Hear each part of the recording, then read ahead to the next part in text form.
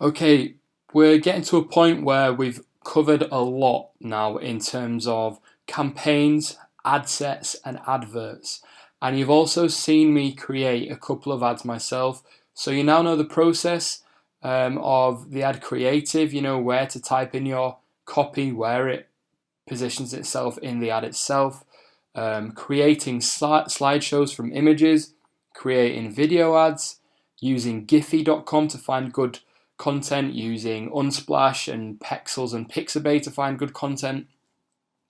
And you should now be quite comfortable with the navigation of the actual process of setting up an ad using the ads manager in terms of selecting a campaign, setting up your targeting and placements, using interests and behaviors and demographics if you want. You know about interest stacking or flex targeting, as some people call it.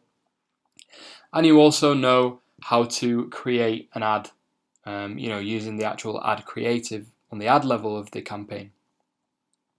So I think it's a good time for us to just recap a bit, maybe take a break if you want, if you've been doing this all in one sitting. And what I'm going to do in this very, very short section is just provide a couple of tips for Facebook ads that should help you create better ads, generate more interest, more engagement, and better results overall. So this is a really quick, simple section because I appreciate you will have learned a lot in a very short space of time, and we do have a lot more coming up. We're going to be looking at lookalike audiences, custom audiences, retargeting campaigns using Facebook ads, which are incredible. We're going to look at how to measure and analyze the results of ads and the actions you should take using those measurements and results. We're going to look at different scaling techniques specifically for e-commerce as well. So we're also going to look at the Facebook pixel, how to set that up, look at what you can use it for, and I'll explain how it helps your advertising. So we do have a lot more to come, but what is to come is a lot more advanced than what we've covered so far. So treat this as sort of the end of the beginners area, and what comes next is a bit more intermediate. So anyway, let's look at these tips for better Facebook ads. So I've got 10 tips. Number one is obviously know your aim. Don't go into Facebook ads if you don't have an end goal in mind, if you don't have an aim or a target. If you just come into Facebook ads for the sake of learning how to run Facebook ads, that's fine. You can, your aim would be to learn how to use Facebook ads. But once you've learned how to use them, don't just carry on using them if you have no specific goal in mind. If you don't know what you're trying to attain through your Facebook ads, then you're not going to know whether you've been successful with them or not. Number two is a big one for me. Forget audience placement and the other placements that I suggested you don't use, such as instant articles. For me, to put it bluntly, they're a waste of money. And I don't want you wasting money. You've invested money in this course, and I feel that tip alone is going to save you far more than what you've actually paid to get this course. So that tip alone, you've basically made your money back from the investment you made in yourself, in your further education into Facebook ads and online marketing. So well done for that. 3, stacking interests. If you haven't tried stacking interests or flex targeting, if that's what you want to call it yet, then definitely do. It allows you to create much more narrower audiences, more engaged and invested audiences, I find. Number 4, use a clear call to action when you're actually creating the ad itself. You don't just want to chat willy-nilly about the advert or what you're selling or what you're promoting without giving people an instruction on what to do next. If they like the ad and you haven't provided a call to action, they are less likely to take action on that advert. So it's very important that you do use a clear call to action. You do tell people what they should do, whether that is click the link to shop now, like our page for more videos like this, and something like that. Just something, give them a direction. to take after they've read or seen your ad. Number 5 is use emojis. And furthermore, use emojis at the start of the line instead of the end of the line. Because using them at the start of the line has been proven. I've read a number of times online and heard a number of times online that using emojis at the start of the line actually gets people's attention more so than using them at the end of the line.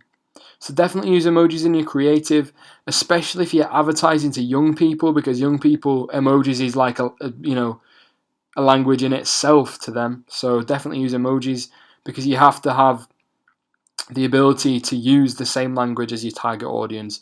And if you are advertising to younger people, they use emojis a lot, as do most of the population now anyway. Number 6, start small then scale. Take this one with a pinch of salt, because if you have a massive budget, then feel free to start larger than I would suggest, or than I do in my videos.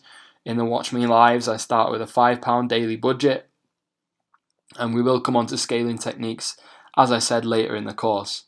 But for those of you on a budget, then start small and then scale once you know you have a winning campaign.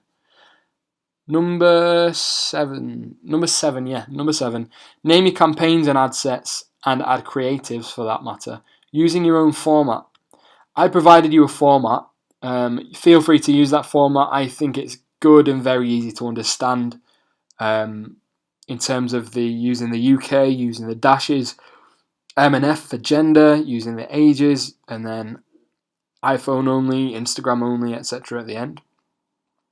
But what you need to make sure you do is, once you have decided on a format you want to use or a format you like using in the titles of your campaigns and ad sets, make sure you stick to it. Make sure it's uniform throughout your whole advert account. Because if you start using and naming things differently, using different formats, it will get confusing for you. And it will take you a lot longer to find out what the targeting is, or what the creative is, or what the campaign is about, if you don't know what format you're using, or how to understand your title formats. Number 8 is encourage social sharing. You are spending money on running ads on Facebook. So you are spending money on reaching people. If you can spend money on reaching 10 people, and out of those 10 people, 2 people tag a friend or share your advert post, then you are reaching not only the 10 people you paid to reach, but a load of other people who are being tagged or who are seeing the advert on a friend's newsfeed because they've shared it. So you are basically multiplying your reach per pound spent, or per dollar spent, if you are able to get people to tag other people. If you can get people to share your ad and spread the message, then you're going to be able to reach far more people for far less money. Number 9 is try to get an emotional response. As I said when I created the PPE ad, it's really good to shock people, or to surprise people, or make people laugh, or make people cry even, hopefully with happiness, I'm not telling you to go and traumatize people with your adverts, because that certainly won't work, but try to encourage an emotional response, because they are more likely to then invest in your advert and your brand and what you are selling and your story, and they're also likely to tell their friends about it because they felt something towards it. Finally, use second-person pronouns. This one follows on from number 9 to an extent. If you can use second-person pronouns such as you, your, us, things like that, then the people that are seeing your ad are going to feel like they are being spoken to directly, rather than not using second-person pronouns and just saying, for example, check out this page, or boys and girls who love fidget spinners should check out this page, because it's very generic, it's not really direct, it's pretty indirect. Whereas if you start your advert copy with, are you looking for a fidget spinner? Or you look like someone who's pretty good at fidget spinning, you look like someone who loves funny dog and cat videos, etc. That's much better than, say, for example, like this page for cat and dog videos. It's not very engaging, it's not very direct, and it's not going to get as good results as you look like someone who loves spending time watching cat videos on YouTube. So those are the top 10 tips for you to think about before you head over further into the course, where we do get a lot more advanced.